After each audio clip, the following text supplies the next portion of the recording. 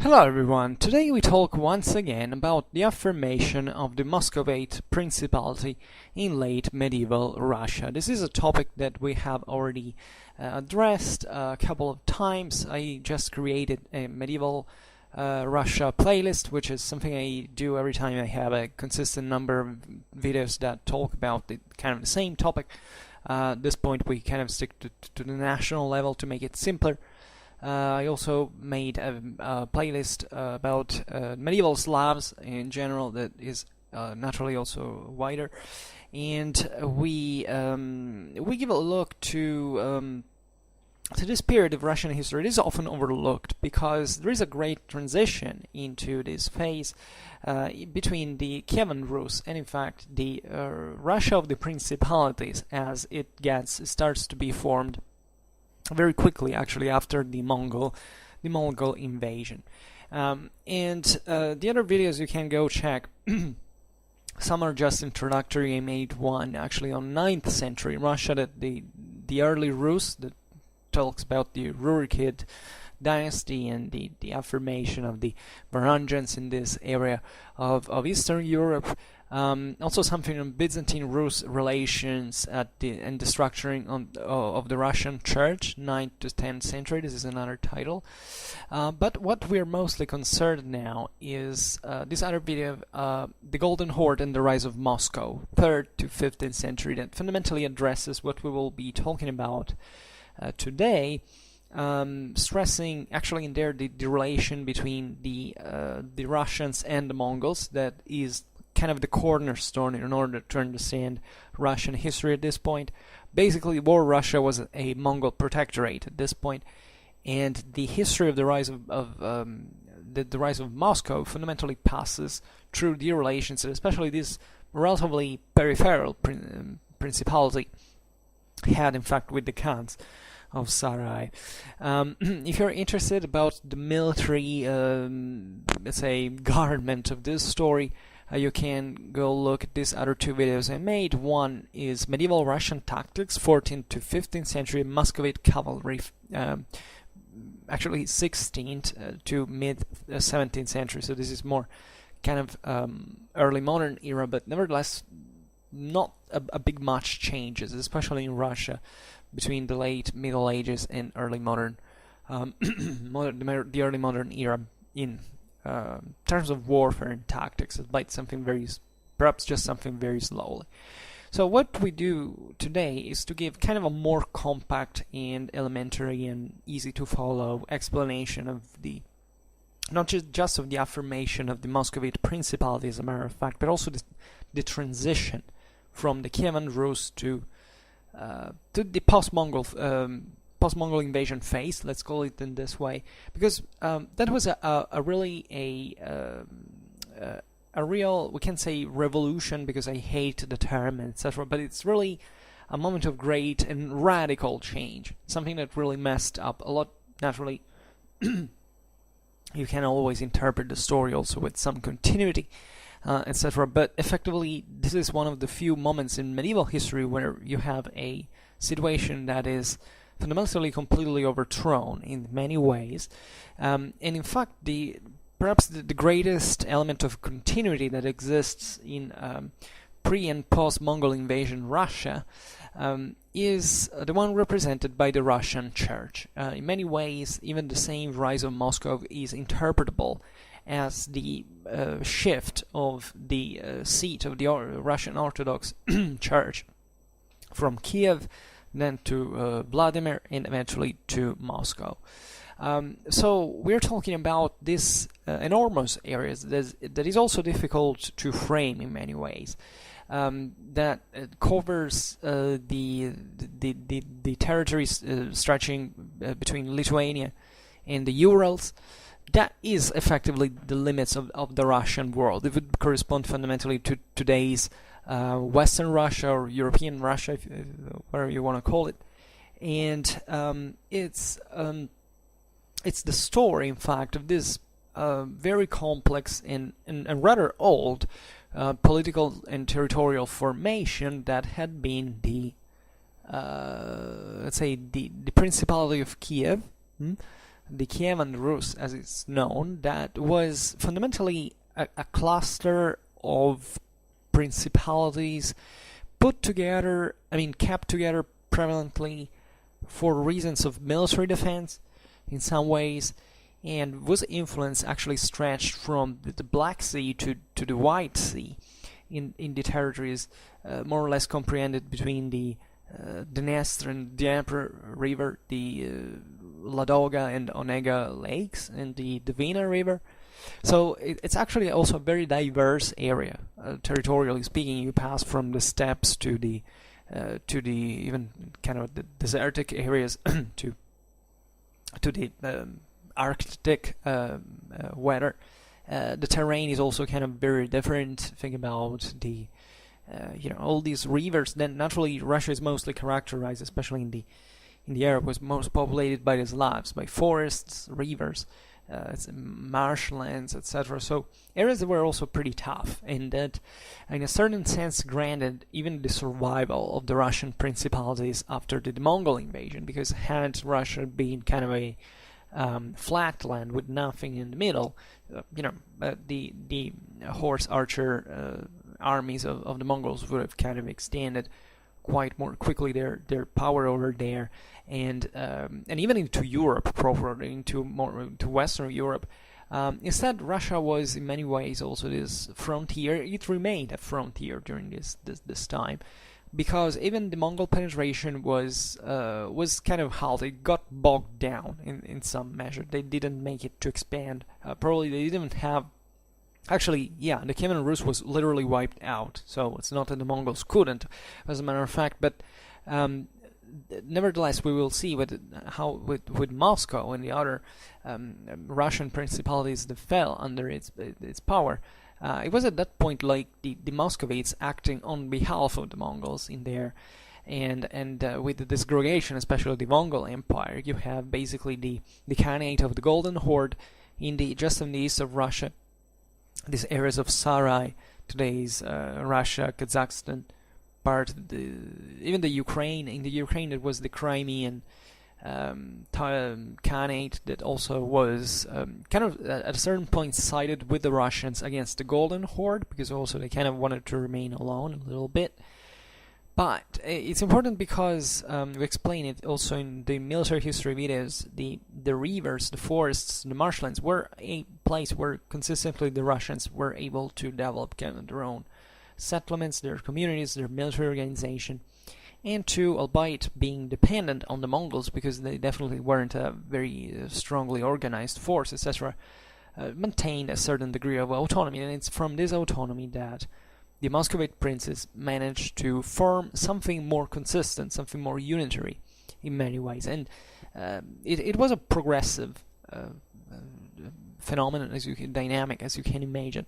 But nevertheless, it succeeded. Also, as many things in history, actually, sometimes even by chance, we might have not had something like a united Russia arriving, at the thresholds of the 18th century to modernize and westernize, to become the major player also into the Western European affairs for up to now, up to today actually. If it hadn't been for certain key figures that also we'll name today, I will concentrate in this medieval phase chiefly with Ivan the First and Ivan the Third, that are some of the most relevant figures in this phase of Muscovite and Russian history in general, and that also were the ones who in fact progressively autonomized not just the Muscovy but also the whole Russian domains from the Khanate or the Mongol horde, actually defeating them. What about the unity of this world? I mean, when we're talking about Russia and the Kievan Rus, was it really anything that really consistent? Well, the Kievan Rus was ideally ruled by a unique dynasty that was the Rurikid dynasty. This is a bit of a legend, actually. I mean, the figure, the character existed. Then the actual descendants of Rurik are to be conceived. I mean, I'm sure that surely his offspring actually came to dominate in several of these principalities, but at that point it was more like a unifying fact. It was like an excuse to say, okay, we all descend from one same stock, one same family, so we also load with this parental commonality, our sense of class, of status, fundamentally, and to come to rule over these principalities, because these principalities otherwise were, in perfect line with the Slavic political and social organization, pretty egalitarian at this point. And I would say that the Eastern Slavs, so what would become essentially the Russians, they probably, however, were under the pressure of more enemies. So their political and social organization came to be perhaps more structured and more stratified, let's say, than other Slavs in the West or in the South.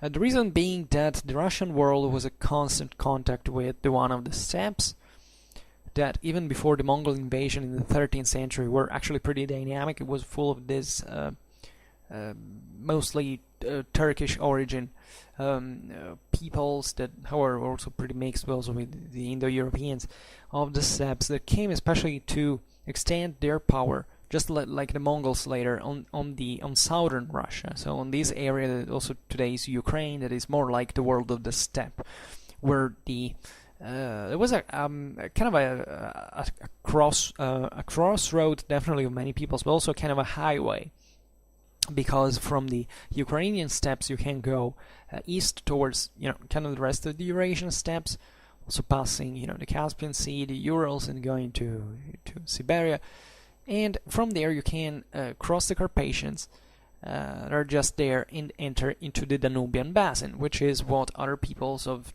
alleged Turkish origin, like the Avars, or also even the Huns originally, but also eventually the Avars and the Hungars, and partly also the Bulgars previously had done to settle in this, say, more than Eastern Europe. I would call the western outskirts of the steppes, because that's what they fundamentally had been. Countries like today's, in fact, not just Russia, Ukraine, or Moldavia, etc., but also like Romania or Hungary were pretty, or Bulgaria, were pretty much invested by these migratory movements that had an impact on their culture, their etc.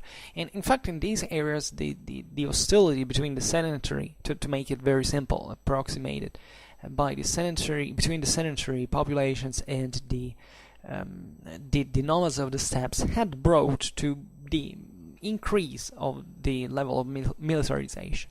So in the case of the Kievan Rus, this had brought to the creation of these principalities, where, however, there was also an inner contrast between the ruling classes, mostly the princes, the princely class, and the rest of the local gentry, the commoners, I would say, more than gentry at that point, because Kievan Rus was a thriving commercial area. It basically controlled all the traffics that stretched from the Baltic Sea to the Black Sea, to areas like the Caspian area, the Middle East, etc. After all, the Kievan Rus is being created in this sense, ideally by the Varangians, that were nothing but Vikings of Swedish, Danish origin, that came to coordinate chiefly as mercenaries initially, into kind of rising to the top. These Slavic principalities already existed, and conferring it a more strictly, verticized nature. At this time, the major enemies of the Rus were the Cumans that were fought against, and there were also other, like the Khazars that were eventually crushed by the Rus, etc. So this was a very dynamic area there were a lot of warfare, and therefore necessary great political and military coordination was required. And naturally, the area of the Kievan Rus was quite diverse, and in fact, the power of the princes was stronger, usually in those areas where military activity was more required. Kiev was considered the capital of this group, albeit it never actually came to rule over the whole Russia, simply because it was the most powerful center, the richest one, and also the one that was kind of more militarily involved. It was in a kind of very interesting strategical location. They could stretch from the steppes, they could interfere into Polish affairs, into Byzantine affairs, into the ones of the steppes. And it had this broad-reaching, and it was also the center eventually of the Russian Church, as it was created after the conversion with Anna of Kiev, and from which the evangelization of the Russians actually started under the Byzantine direction, fundamentally. And this diversity is measurable. In fact, kind of the antipode of Kiev is Novgorod. Novgorod, that we will see now at the end, it was one of the very few principalities that, it was one of the principalities that had a kind of a. It was, I think, the northernmost, or if not the northernmost, because maybe the northeast or something else, but it was perhaps the only center that kind of had a more regular continuity throughout this time. It was full of principalities that effectively remained, especially in the west, the ones that were not more directly invested by the Mongol invasion, at least that were kind of more distant from the Golden Horde. But the Mongols arrived up to the gates of Germany. They passed through Poland, Hungary, etc. So it's not the problem. These were all very heavily Mongolized, let's say, areas. You can see it still today in many ways, not just ethnically but also culturally. And you will see more in detail what we mean now, especially looking at Russian political culture, the late Middle Ages. Novgorod was the best way to call it is probably a republic. Novgorod was much more similar, let's say, to the Hanseatic cities of the Germans than to a Russian princely capital, let's say. But in that case, for instance, there was a prince actually, but the commoners, always the local council of very wealthy merchants, was kind of more powerful than the prince himself. In the areas that were kind of closer to the steppes, this was the other way around in many ways, by a good degree of approximation. Also because it happens that, wherever there is the highest wealth, riches concentrated, eventually there is kind of a progressive stratification that also brings to the,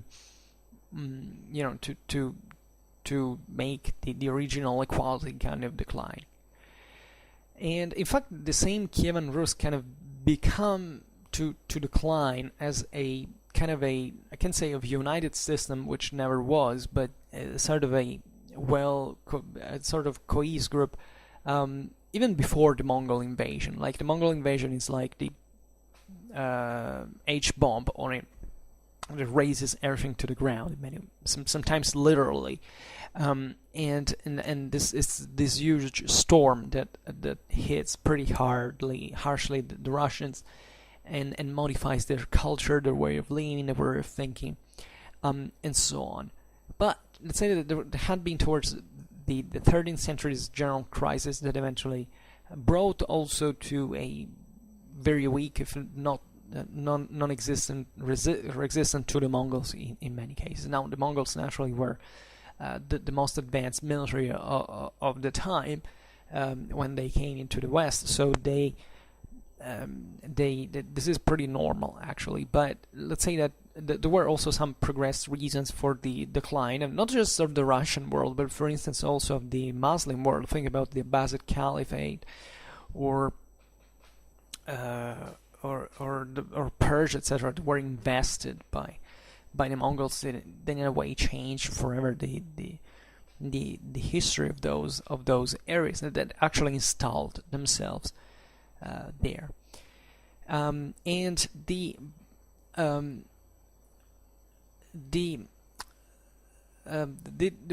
the Mongols came to destroy fundamentally this system and to settle just at its outskirts in the east, the political geography of the region came to change consistently, because the main power now, basically the Kievan Rus was all disgregated. The strong one day strong Kiev now was not anymore. It was being destroyed. Even the center of the Russian church was shifted to Vladimir, if I'm not wrong. So let's say the political balance of Russia now laid more or less into its center, more or less, not anymore in the south.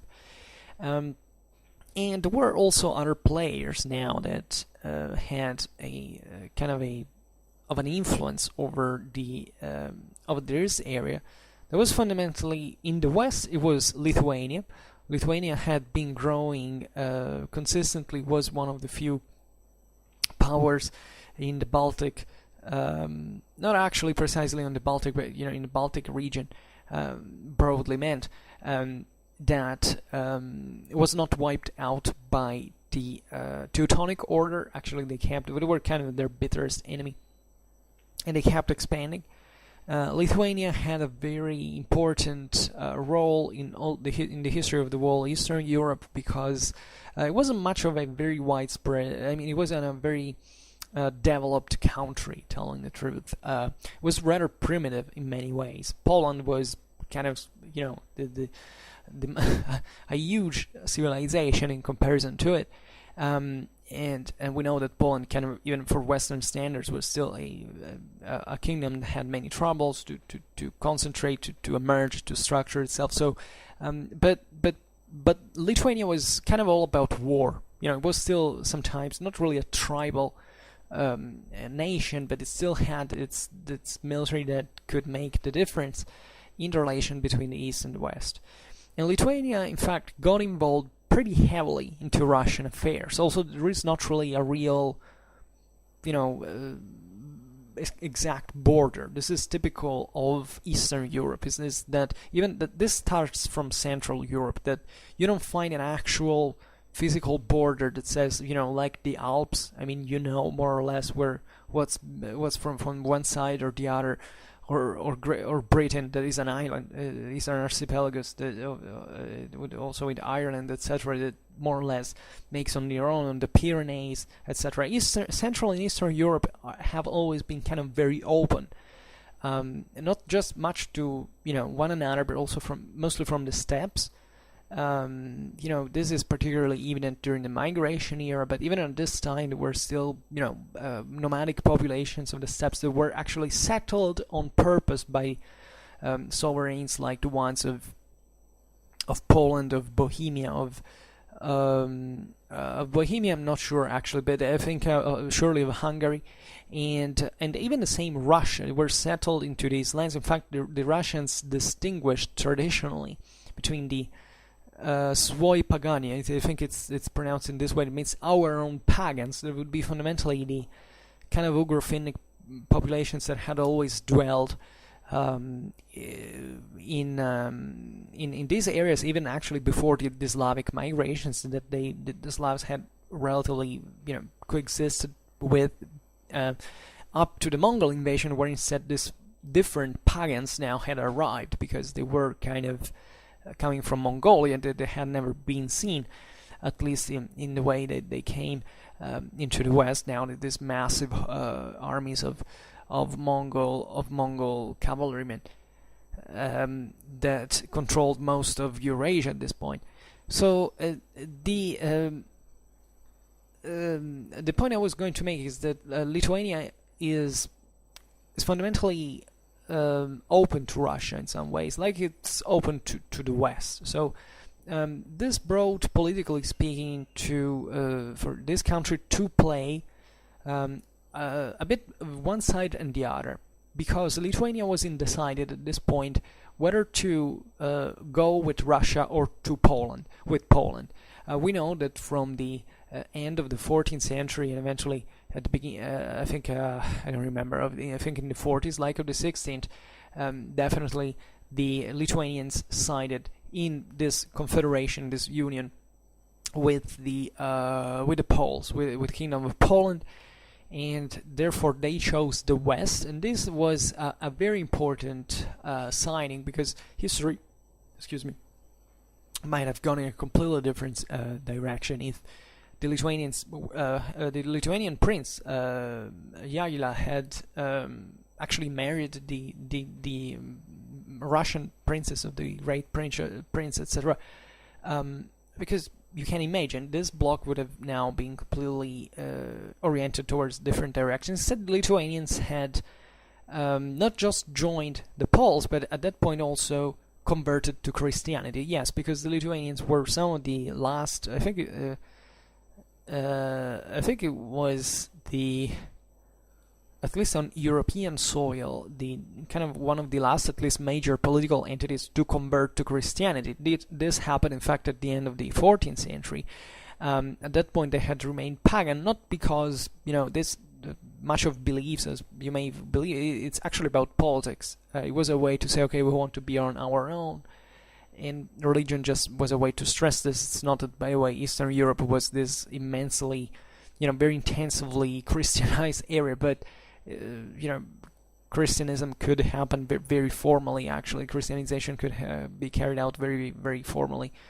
But they converted to Catholicism as well, to Roman Catholicism, instead than to Orthodoxy, and they became a bit like the bullies of the Russians at this point, because they had this consistent power now also with which Poland was associated, and actually for most of, not just of late medieval but also early modern history, Poland, Lithuania, were kind of consistent enemies of the Russians. They launched several campaigns on the Muscovy. They also inflicted pretty heavy defeats to the Russian armies, etc. And yet, the Russians were, in this sense, very resilient, and part of the reason is also environmental, as you can imagine. Even up to recent times, let's say, you understand that Russia is not a very easy place to invade. Just the Mongols could do it at ease, and even in winter, because they could basically cross the frozen rivers rather than remain bogged down in the mud in spring or in summer when the ice melted, and therefore the Russians remained isolated a bit in this hub of I can't say of desolation, because definitely Russian civilization at this point was kind of developing in their own way, but you can imagine that there were also these kind of stereotypes of the Russians that effectively, especially after the Mongol invasions, were pretty much Mongolized, at least in surface. I mean, they were developing after the Mongol conquest a great a character was strikingly similar from terms of political, social, cultural models to the ones of the Mongols, because this is fundamentally what had happened. Is that when the Kievan Rus had been effectively destroyed, all these cluster Russian principalities that had remained standing were all, and I mean all, submitted, subjugated, subdued by the Mongol Empire first, and then eventually by the Golden Horde, so this remnant that was just out there bordering them, through a relation of vassalage. So which was typical of the steppes, naturally, in the way the Mongols saw it. And what happened is that the Russians began to become just a Mongol client state in many ways, and to adopt much of the Mongol political, military, administrative models, and to effectively participate also to the Mongol Empire in this way. The Mongols made extensive use of the Russians in this sense. They used them to basically curb one another. I mean, if one of them was becoming too powerful, they kind of tried to back someone else. But at the end of the day, for centuries, the Russians paid tribute to the Mongols, and they were effectively their subjects. What happens is that, however, between the 13th and 14th century, the Mongol Empire, first of all, had ceased to expand, which is kind of obvious, and the country had even at the end eventually fragmented, and this had kind of decreased, made die away the Mongol um, um, let's say presence in the Russian political area, and there were other centers that started to grow. So you can see it in different ways. You can see it naturally. It's not that the Russians or the Mongols liked very much each other very much, obviously, but at this point it wasn't much about that. That's not the main distinction. Actually, the Russians were much more busy in killing each other than thinking about the Mongols in this sense. Because first of all, because the Mongols originally were too strong. Secondly, because in fact they were much more turbulent than the Mongols themselves. I mean, the Khanate of the Golden Horde, aside from all the problems that it could have naturally, but it was kind of still a more unitary entity than Russia. Russia was a nightmare, and the relations, however, that were created now between the various principalities were very much influenced by the Mongol political praxis in many ways. Even the same concept of appointing a Russian prince as, I don't know, chief of the Mongol army, which happened, and that's how the Muscovite dynasty eventually came to emerge as in this leading role, etc., brought to a progressive transformation. So this could be seen both as a progressive autonomization of the same Russians from the Mongol yoke, that definitely was not a very pleasant experience, but at the same time just playing within the same Mongol world.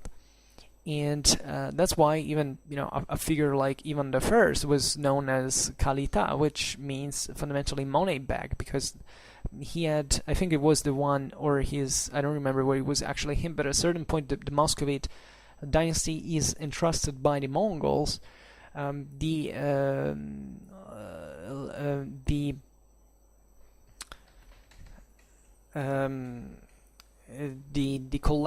tax collection of the Russians. I mean, I don't know how to say it in English. Wait a second. Simply okay, contracting. Well, this is not a kind of a good expression, but let's say of cashing they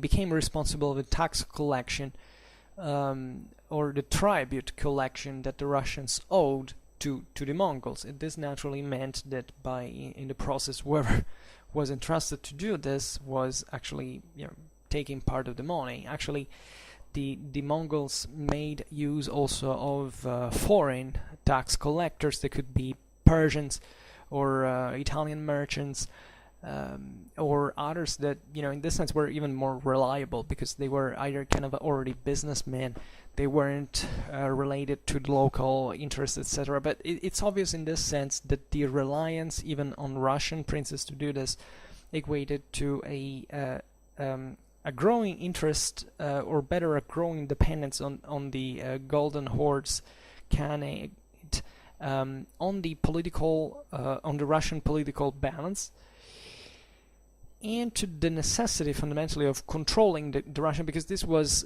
because evidently the Mongol bargaining power was kind of growing weaker at this point. So excuse me, I drink a little before I go on.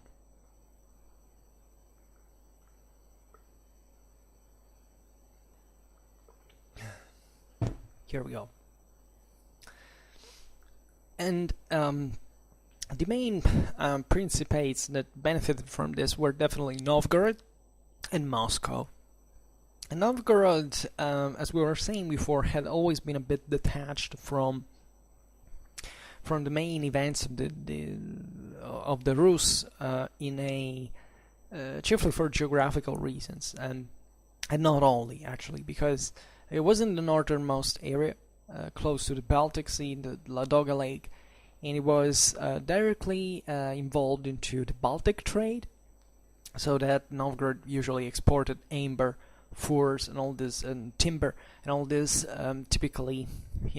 typical products of the Russian exports that at this time were being sold pretty profitably especially on the northern European markets, like in Scandinavia and Germany, in England, etc. By the way, towards this period, the end of the period, there is also the increase in Russian grain exports that starts passing from the Baltic Sea. It comes even being bought from countries like Portugal, etc. Whereas traditionally the Russian grain had been exported chiefly from the south of Russia into the Black Sea, into the Byzantine Empire. But now with the expansion of the Ottomans, also the general enmity that existed between this eastern kind of Mediterranean area with the rest of Europe, that's the north of Russia acquired kind of a greater power commercially speaking, because those were now the media that brought those Russian products to Europe from that side.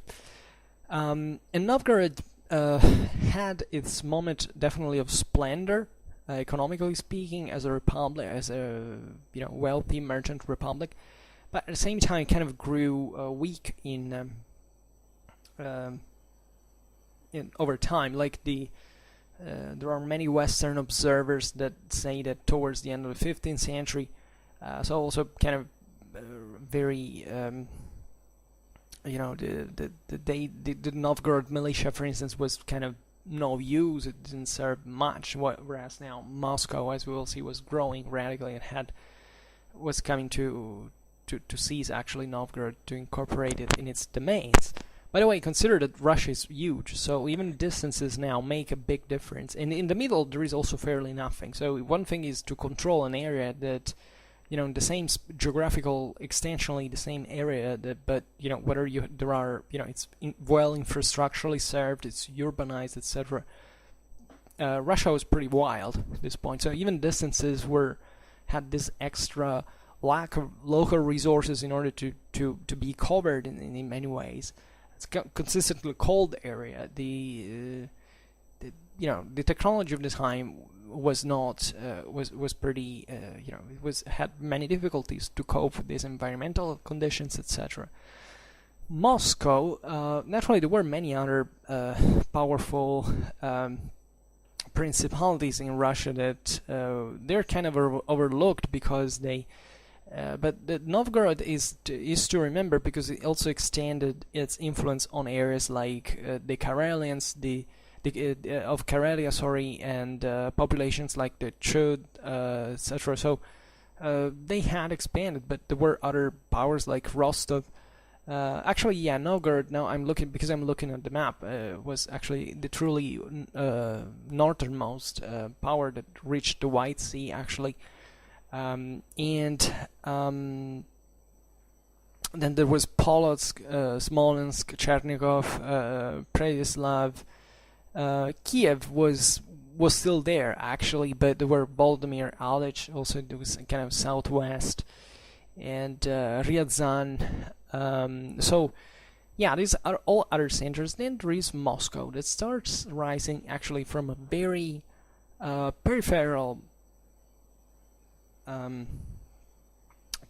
position, because Moscow was actually up to the 13th century is nothing but just a small town.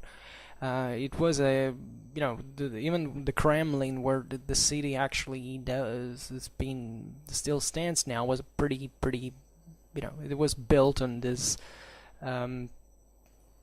piles of this marshy area, and it was not a very good place to develop. But this happens sometimes, historically speaking, that cities that are built in a hell of a terrible place come to with some fortune to progress. And in fact, I think the fortune of Moscow was built exactly because of this, a bit because of its geographical for its peripheral location, that therefore didn't make it subjected to any greater center was in nearby.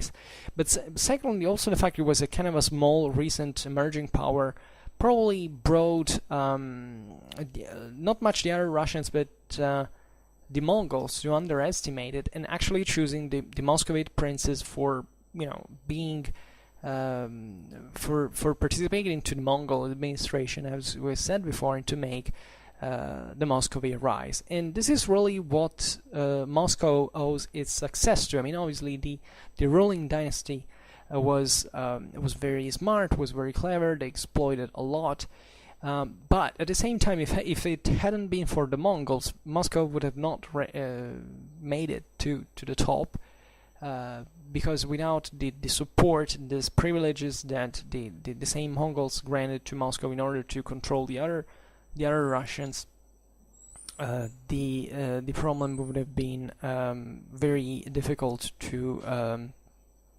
its rise would have been very difficult to achieve. And as I was hinting at before, there is also this other very important chapter there is of the Russian Church.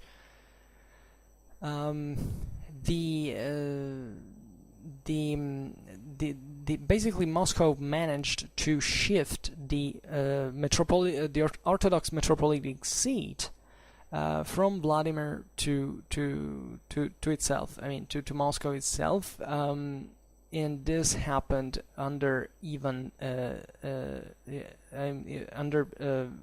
I don't remember actually, was Vasily II, I don't remember, but this is, however, the moment in which the important is the concept. There is fundamentally the metropolitic seat of the Russian Church entailed that all the other churches of Russia were, all the other dioceses were depending on it. So this meant also to cash a lot of money, to make your city the center of the religious center of Russia, and to increase dramatically its power. In the process, by the way, the Orthodox Church was backing the Russian, the Muscovites, actually, the Muscovite dynasty, because of the protection, etc. Particularly, another very important factor is that the Mongols themselves backed the Russian Church at this time. The Mongols were Muslims at this point. They however, decided to back it. Actually, I'm not entirely sure why, but it was a way still to control the church, to kind of grant its existence, and in order to be controlled by the same Mongols. But this, on the long run, brought this increasing coming together, in fact, of the Russian Church and the Muscovite dynasty, that with this couple managed to extend their powers on the rest of Russia. Because what is important to remember here is that theoretically the unity of the Rus had never had never been forgotten, never been fully dispelled. I mean, fell into use. Actually, it was a very profitable opportunity for all the Russian princes to kind of acquire further rights by saying, okay, well, theoretically we should be supposed to have a net to control the whole system, right? It was naturally never something unitary, as we've said, nor before nor after the Mongol invasion, but especially after the Mongol invasion, the original balance that had existed between the princely elite and the commoners of the Eastern Slavic communities was dramatically altered. The Kievan Rus, as we've said, was a very well developed commercial system. All these great Russian rivers were very profitable highways to shift goods from north to south, etc. And the local commoner communities had become increasingly rich, and therefore had this power, even military power, like militiamen, etc., to oppose against the princes that had instead a kind of a more of a feudal mindset that was also closer kind of to the Byzantine or the Western ones. So when the Mongols arrive, there is, with the invasion, there is a great destruction even on the Russian cities. So all these prosper traffics, the middle classes get literally wiped out. So the only ones left that were also used by the Mongols, as we've seen, to control Russia, were these dynasts, the princely class, that finally now could reshape Russia fundamentally from the ashes, on a princely model, on a seigneurial model fundamentally.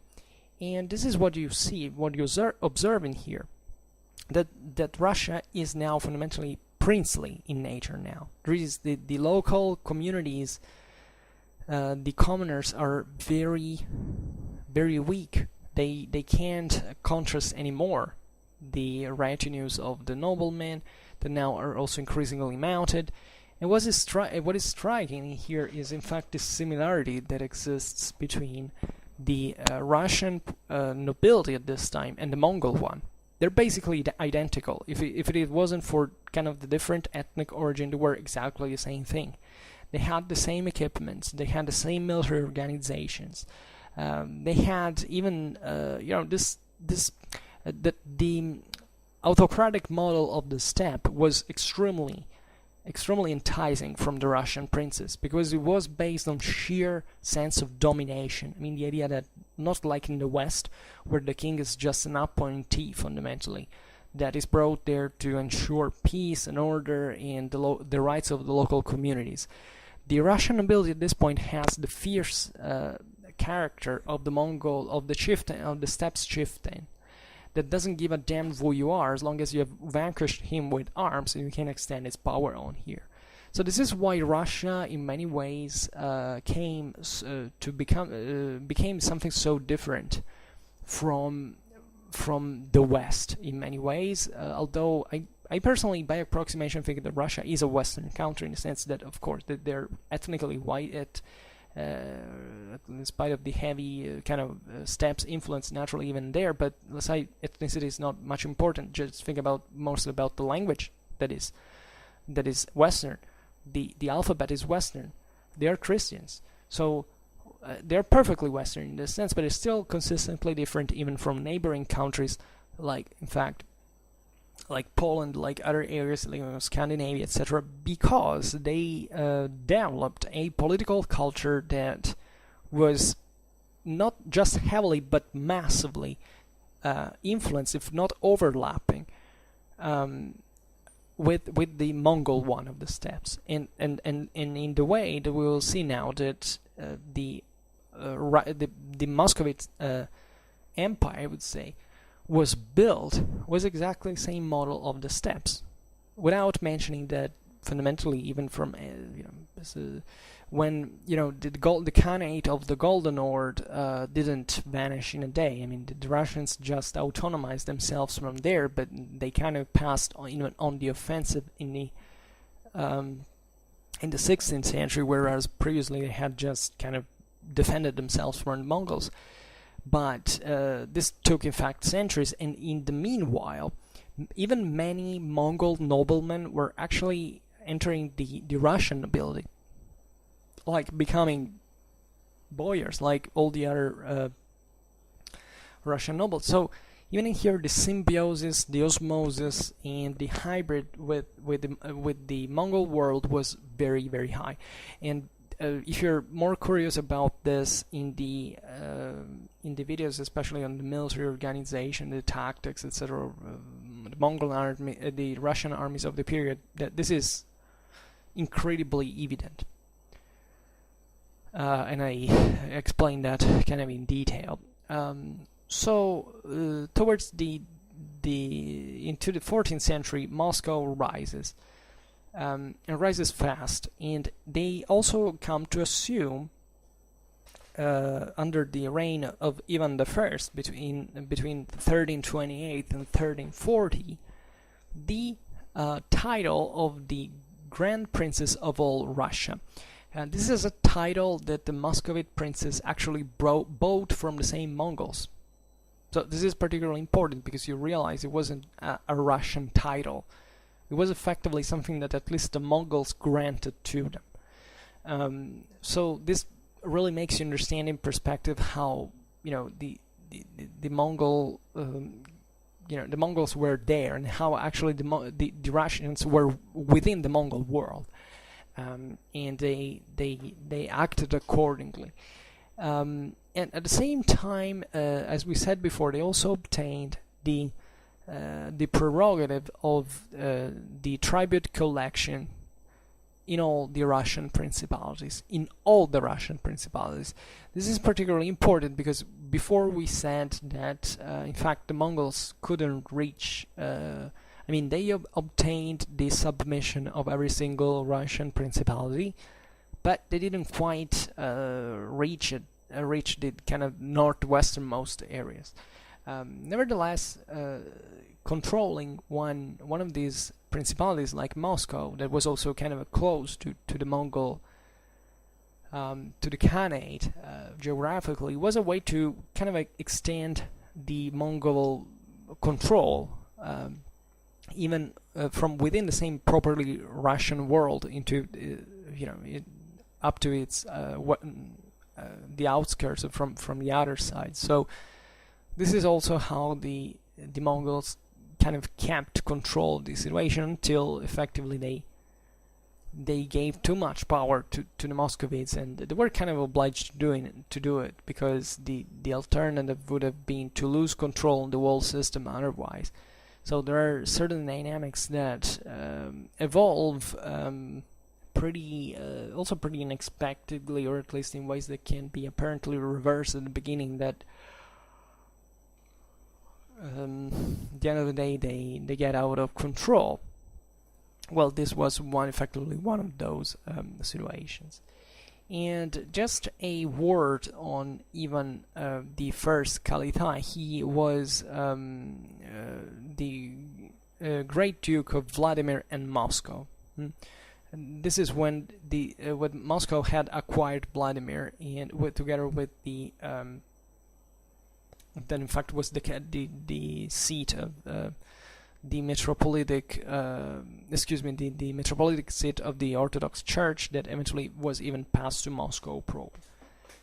He was son of he was born around 1304, and he was actually son of the Duke Daniel Nevsky, that was actually the son in turn of Alexander Nevsky, the one of the Battle of the Papist Lake against the Teutonic orders. So this gives you the idea of, also the kind of the interconnection that effectively existed between interests, families, and also the international situation.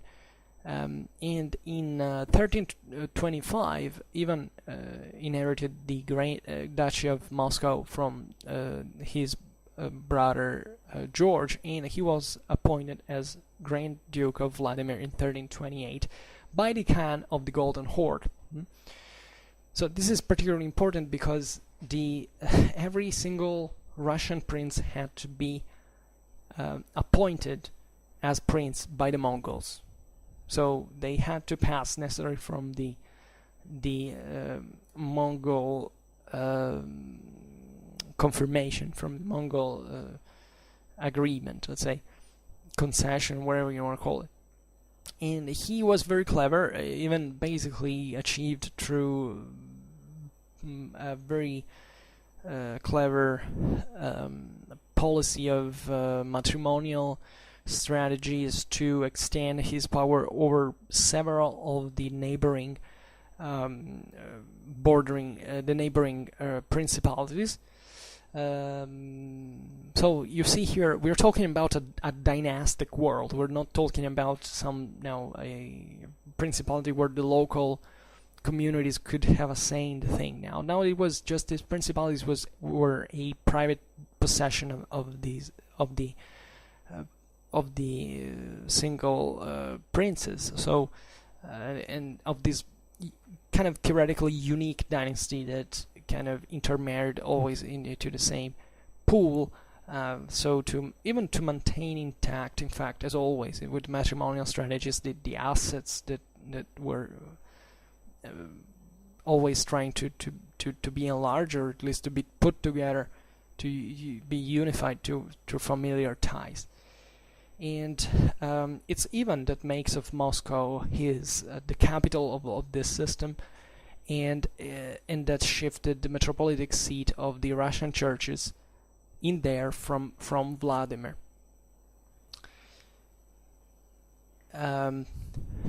So you understand that at this point the centrality acquired by the city of Moscow under the religious profile and on the plan of tax administration determined chiefly also from the end of the 14th, mostly from the end of the 14th century, the fast rise of the principality, not kind of the but it made of Moscow fundamentally the most important center of Russia now.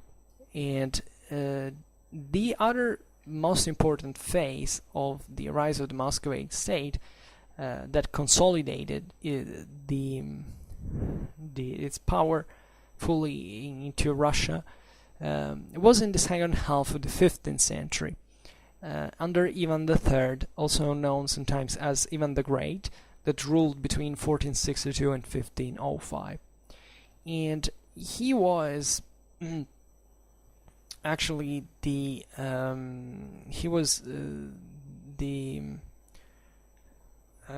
the third Vasilievich, Great Duke of Moscow and of all Russia.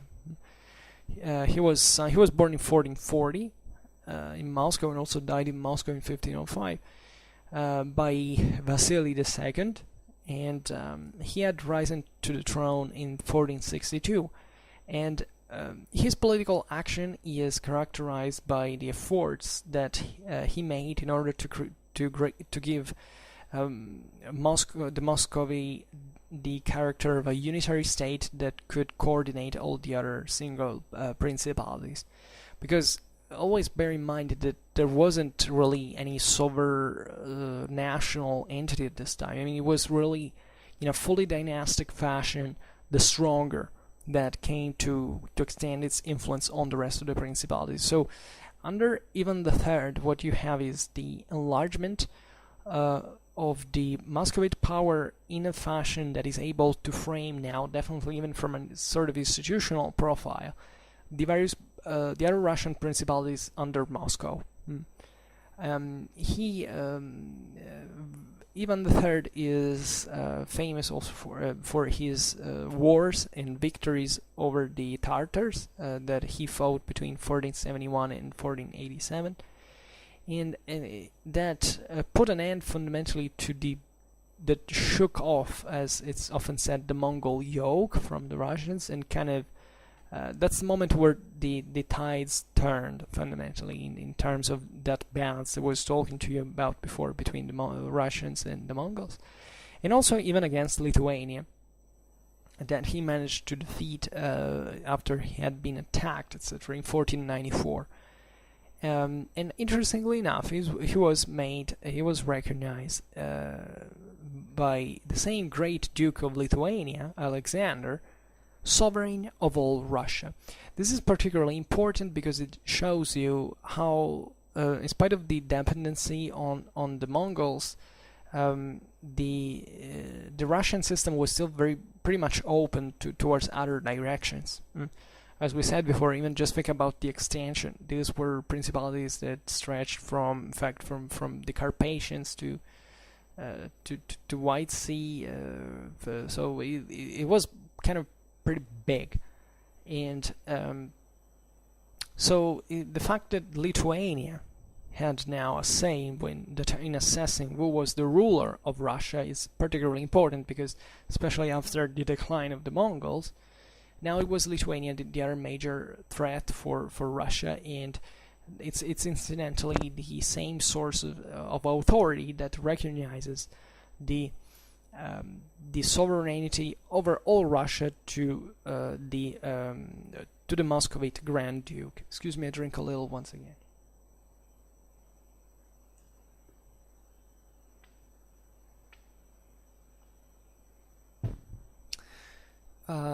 Okay. So, even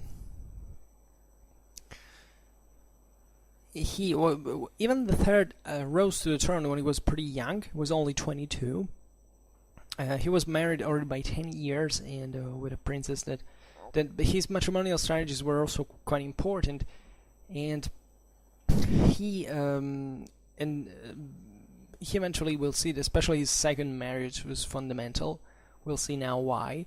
However, going in order chronologically, in 1471 he managed to subdue Novgorod, This was particularly important because Novgorod, now as we've seen, was the second most important center of Russia at the time. It was a very wealthy city, and it opened to the Baltic markets. At this point, now it will take the Tsar Peter I in the beginning of the 18th century with the Great Northern War to effectively make Russia, taking an active space into the Baltics. But nevertheless, the control of Novgorod equated the control over the Russian exports into the Baltic traffics. So this was enormously profitable for the Muscovy.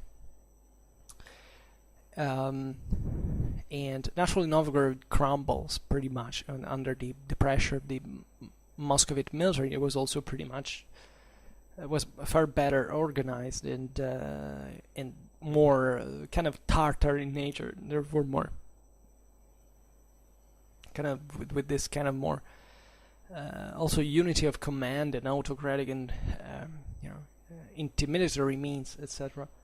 And another very clever move was to from Ivan was to ally himself with the Crimean Khan Mengli Girey or Girey, I don't know, that defeated the with whom together managed to defeat on the Ugra River the Khan of the Golden Horde Akhmat.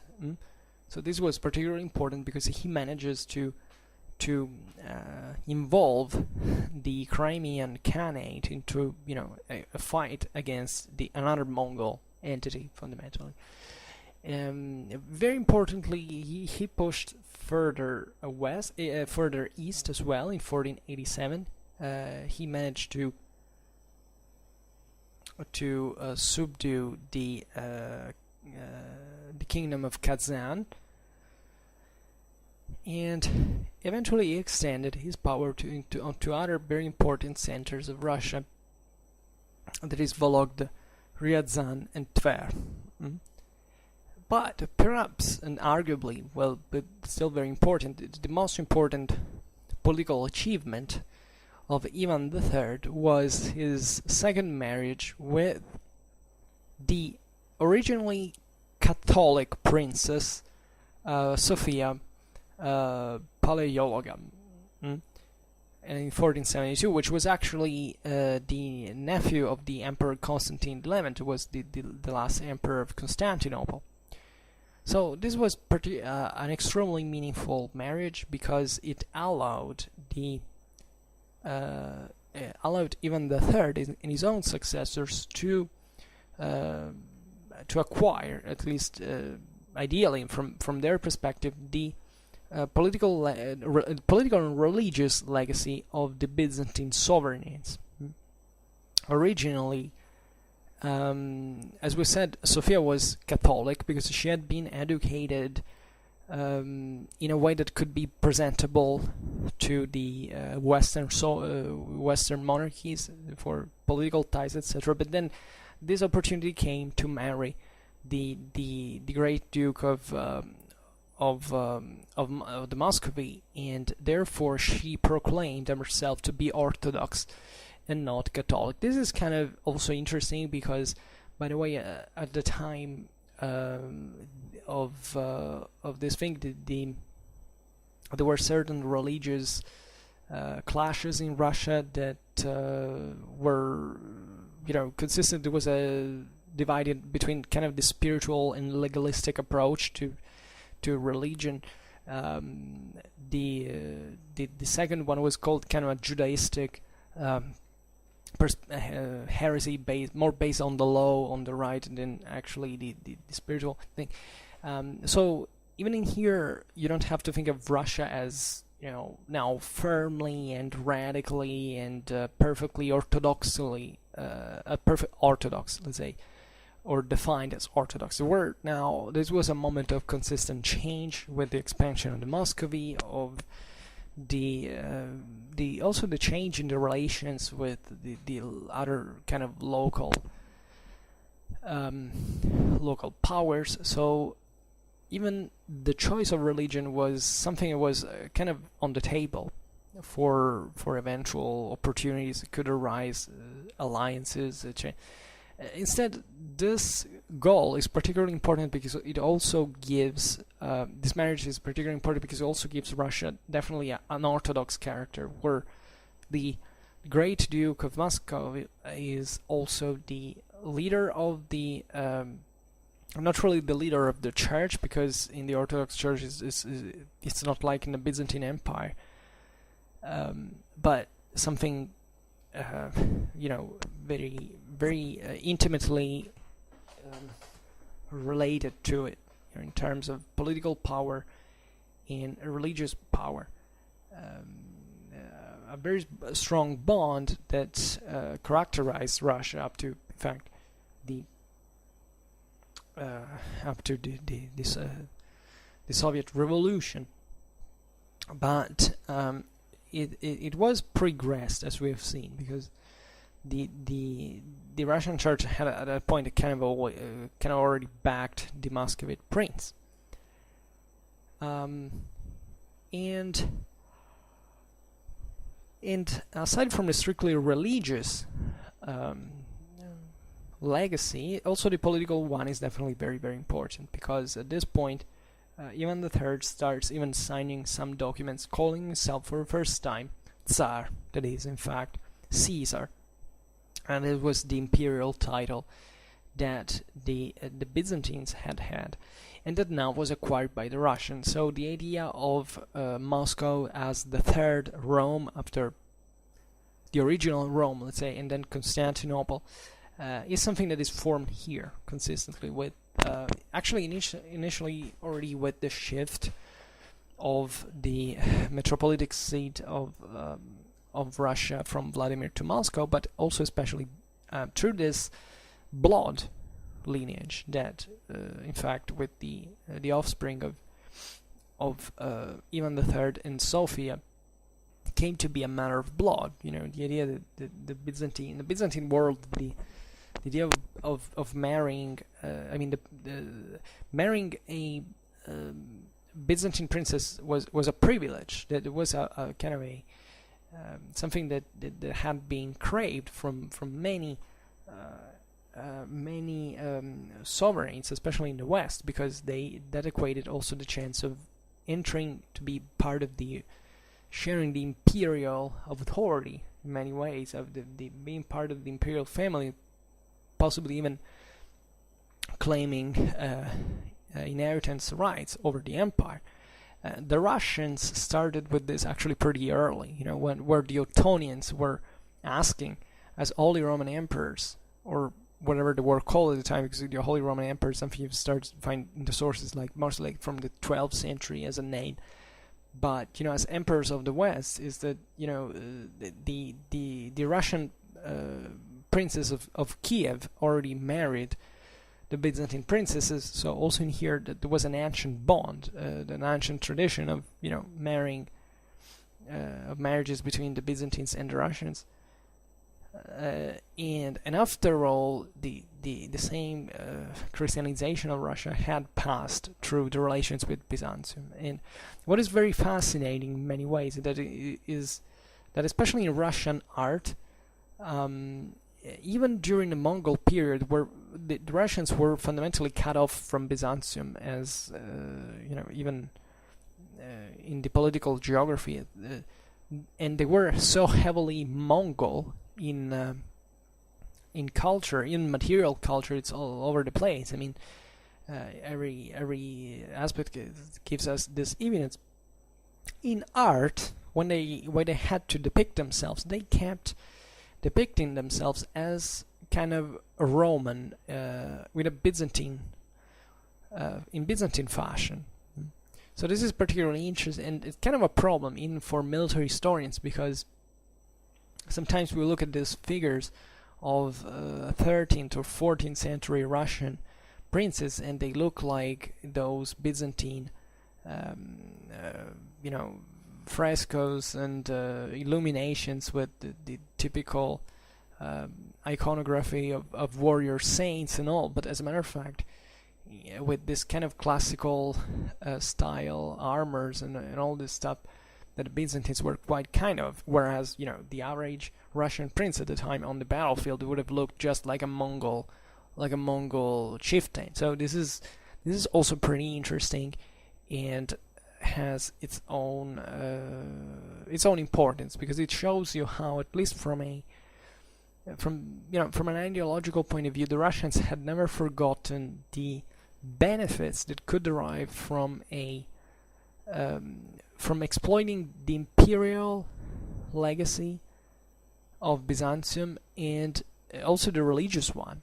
And especially the imperial one is overlooked, in my opinion, because we often talk about the Bulgarians as the ones who kind of created, their own church and their own empire, kind of in parallel with Constantinople, like believing to be on the same exact plan of the empire, because we also were so close.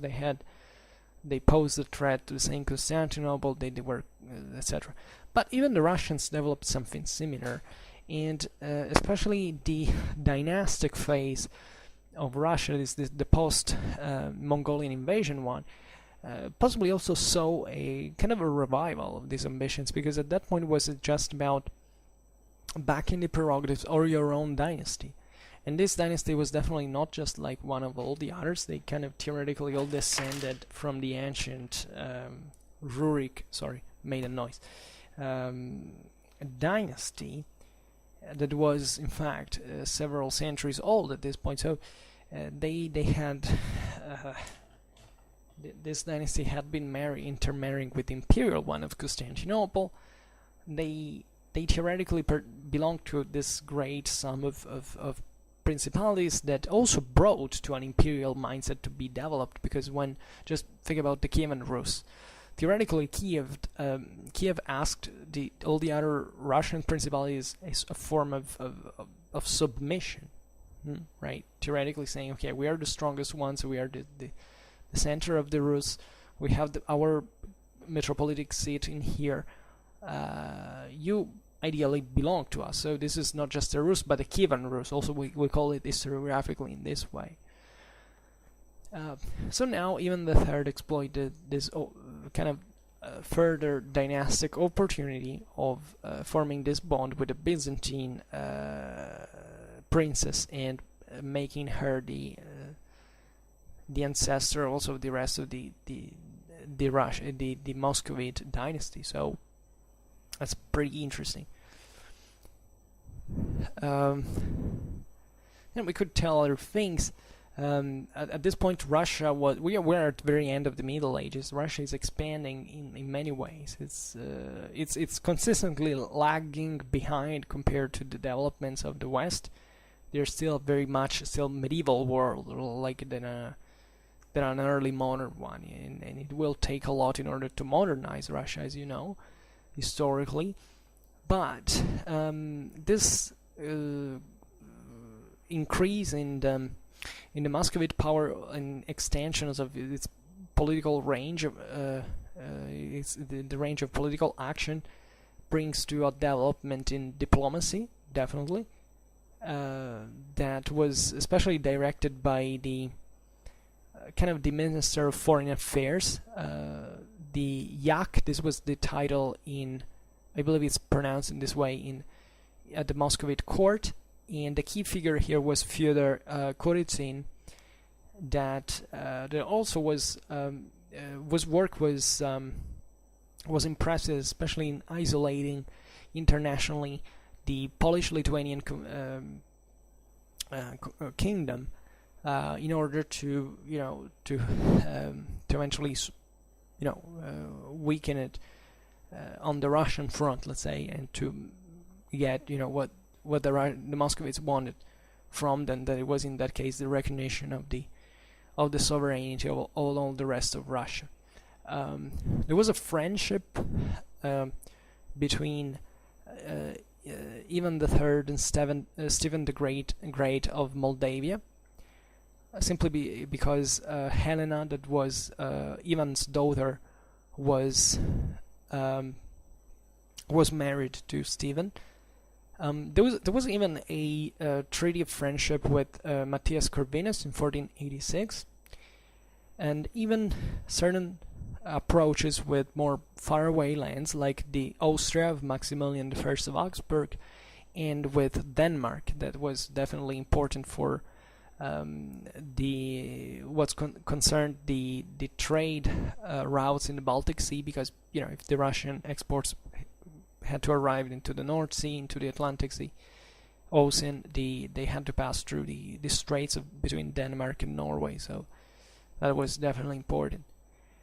And this is also thanks to this international relations. Let's say that in 1494, Ivan III managed to defeat Lithuania and was recognized by Alexander, Great Duke of Lithuania, of Poland-Lithuania, as sovereign of all Russia. This is a time where Russia also calls many Westerners to literally build the places like the Kremlin, for instance, have been built, or especially Italian engineers and architects and military advisors were called to modernize Russia by the Tsar. And in internal policy, Ivan III consolidated his power and gave to it this new legislative base known as the Sudebnik, that means the justiciary. Fundamentally was a collection of laws in 1497 that was very important in increasing the central power of central rule of Russia in Russia, and besides just bettering the legal procedures and all this stuff. So this is a kind of an interesting story, because you realize that the world was changing. In 1453, Constantinople had fallen into the hands of the Ottoman Turks, and it's Moscow that, at least in the East, inherits ideally the role of capital of the Christian Church of Greek Rite. And the Tsar reached this international prestige, and now is being recognized and acknowledged by the other European powers. Yeah, more or less this is all I wanted to say, and naturally it's a very interesting topic. We will have to one day, that theoretically with Schwerpunkt we will have to go into detail in all of these aspects in the future when we will have more time, let's say. Because these are very important, and now I'm making it simple, but these reigns were also pretty much tormented, and it's very interesting to analyze all the various details, and we will have to do it sooner or later. So for now, I just hope that you enjoyed this video. If you did, please share it, otherwise leave a like or subscribe to my channel if you're interested in my upcoming contents. And for now, I thank you heartily for listening to me. I wish you a nice time and see you next time. Bye.